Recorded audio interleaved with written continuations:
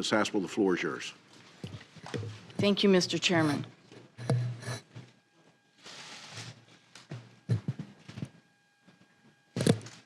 Chairman Burr, Vice Chairman Warner, and members of the committee, thank you for the opportunity to appear before you today. I want to thank Senators Chambliss and Bayh for the kind words and support.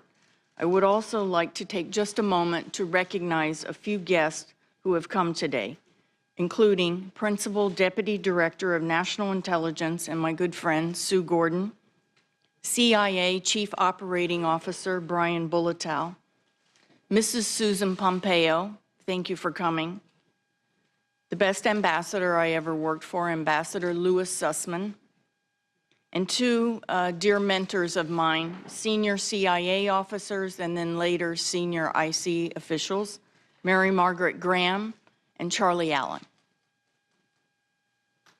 I am here because I have been nominated to lead the extraordinary men and women at the Central Intelligence Agency, men and women who are our country's silent warriors.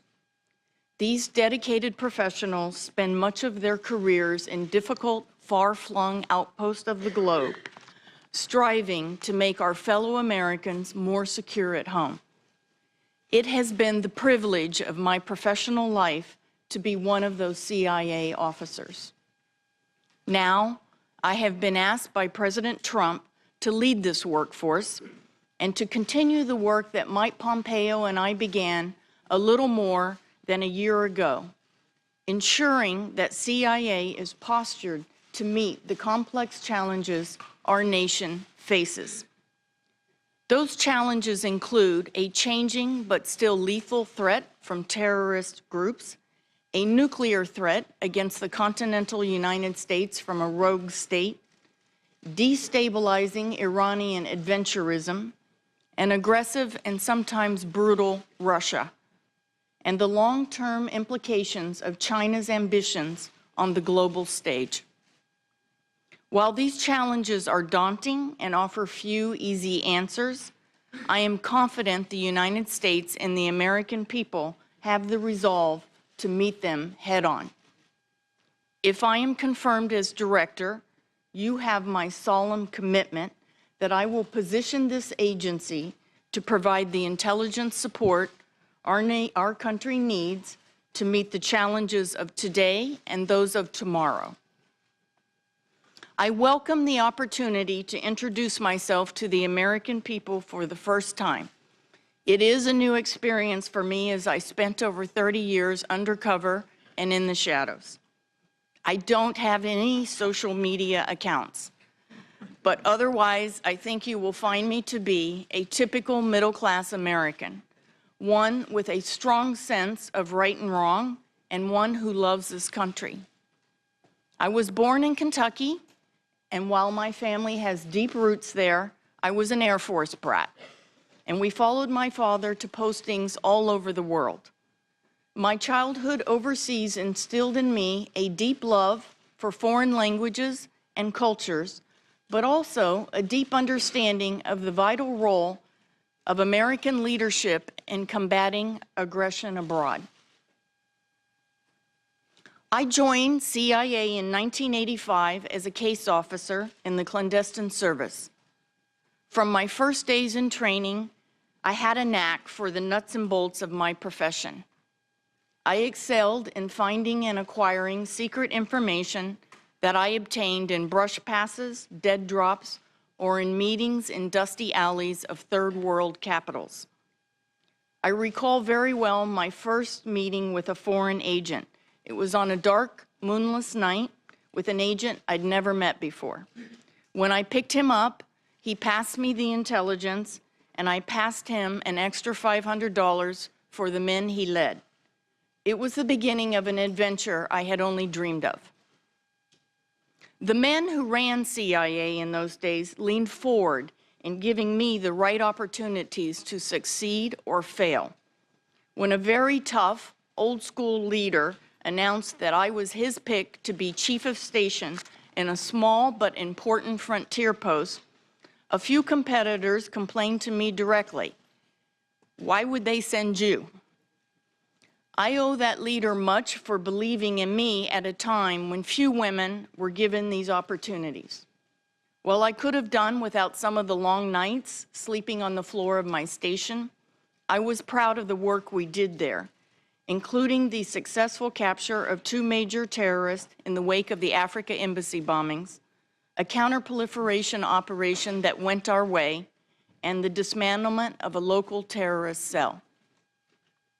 Altogether, I have served 7 tours in the field, 4 as chief of station, including hardship assignments in distant posts and more recently in the capital of a major U.S. ally. By any standard, my life at the agency, and it has been my life, has exceeded all of my expectations from that January day when I first took the oath to today. There were few senior women leading at CIA in those days, and we are stronger now as an organization because that picture is changing. I did my part quietly and through hard work to break down some of those barriers. And I was proud to be the first woman to serve as the number 2 in the clandestine service.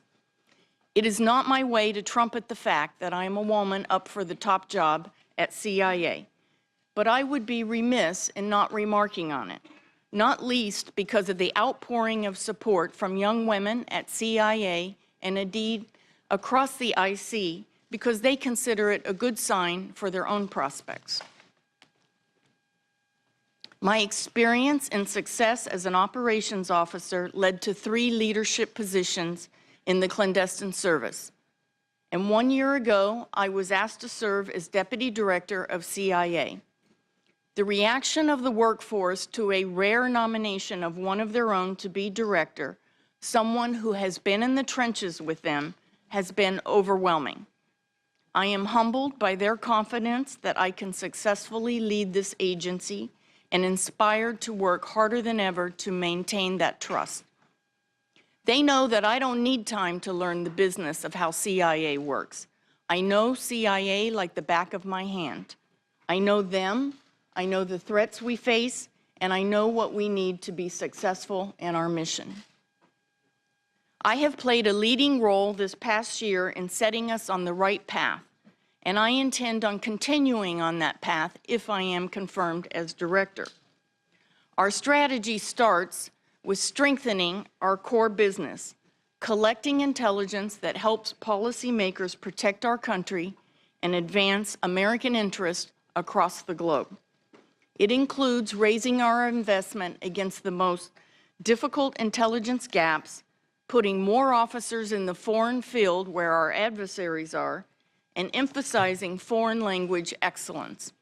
And finally, it involves investing in our partnerships, both within the U.S. government and around the globe. We must do everything we can to follow through on these investments and to make CIA as effective as it can possibly be, because the American people deserve no less than CIA's best effort.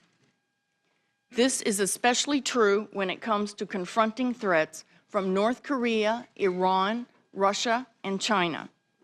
Today, CIA officers are deployed across the globe, sometimes at significant personal risk, collecting critical human and technical intelligence. I have spent my entire career driving operations, and if confirmed, I will be able to leverage that experience beginning on day 1.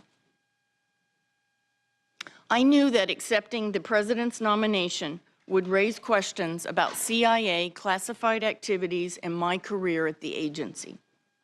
I also understand that it is important for the American people to get to know me so they are able to judge my fitness for this position. So over the last few weeks, we have leaned forward to make more information about my record public. We have also shared details on every aspect of my career through classified channels with this committee as well as with the rest of the Senate. I think it is important to recall the context of those challenging times immediately following 9/11. For me, I had just returned to Washington from an overseas posting, and I reported for duty on the morning of 9/11. I knew in my gut when I saw the video of the first plane hitting the tower in Manhattan that it was bin Laden. I got up and I walked over to the Counterterrorism Center as the CIA compound was evacuated, and I volunteered to help. I didn't leave for 3 years. We worked 7 days a week, and I even had friends who postponed weddings and having babies. The men and women of CIA were driven and charged with preventing another attack. The first boots on the ground in Afghanistan were my colleagues. The first casualty in Afghanistan was a CIA officer and colleague. And it was CIA who identified and captured the mastermind of 9/11 in a brilliant operation. I am proud of our work during that time. The hard lessons we learned from that experience inform my leadership of CIA today. In light of my counterterrorism experience, I understand that what many people want to know about are my views on CIA's former detention and interrogation program. I have views on this issue, and I want to be clear. Having served in that tumultuous time, I can offer you my personal commitment, clearly and without reservation, that under my leadership, on my watch, CIA will not restart a detention and interrogation program. CIA has learned some tough lessons from that experience. We were asked to tackle a mission that fell outside our expertise. For me, there is no better example of implementing lessons learned than what the agency took away from that program. In retrospect, it is clear, as the Sisi Majority Report concluded, that CIA was not prepared to conduct a detention and interrogation program. Today, the U.S. government has a clear legal and policy framework that governs detentions and interrogations. Specifically, the law provides that no individual in U.S. custody may be subjected to any interrogation technique or approach that is not authorized by and listed in the Army Field Manual. I fully support the detainee treatment required by law, and just as importantly, I will keep CIA focused on our collection and analysis missions that can best leverage the expertise we have at the agency. Like I said, we learned important lessons following 9/11. As both a career intelligence officer and as an American citizen, I am a strong believer in the importance of oversight. Simply put, experience has taught us that CIA cannot be effective without the people's trust, and we cannot hope to earn that trust without the accountability that comes with congressional oversight. If we cannot share aspects of our secret work with the public, we should do so with their elected representatives. For CIA, oversight is a vital link to the open society we defend. It's a defining feature of the U.S. intelligence community, and one of the many things that distinguishes us from the hostile services we face in the field. If confirmed as director, I will uphold the agency's obligations to Congress and ensure that oversight works on behalf of the American people. Mr. Chairman, I want to thank you and the committee for the hard work that is put into the oversight process and for the vital support that this committee provides the officers at CIA. CIA has given me a lot over the past 3 decades, a calling and service to my country, some real-life adventures, and the profound satisfaction of serving with some of the most talented and honorable men and women in our government.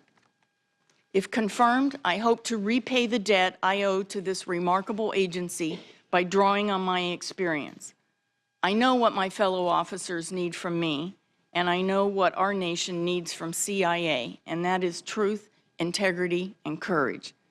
Again, thank you for allowing me the opportunity to appear before you today, and I look forward to your questions. Ms. Haspel, thank you for that testimony.